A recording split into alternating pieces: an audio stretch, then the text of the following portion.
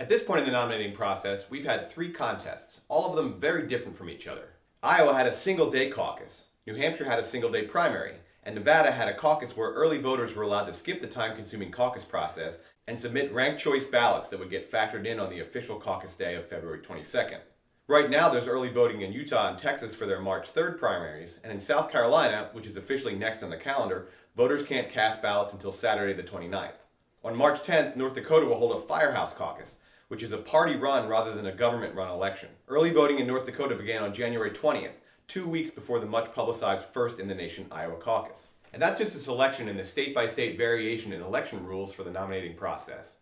Seems pretty messy and confusing, doesn't it? So maybe you're wondering, why are the states so different from each other? To answer this question, we have to go all the way back to the Constitutional Convention. The delegates at that national convention made a lot of important decisions, but one thing they didn't decide was how American elections would be run.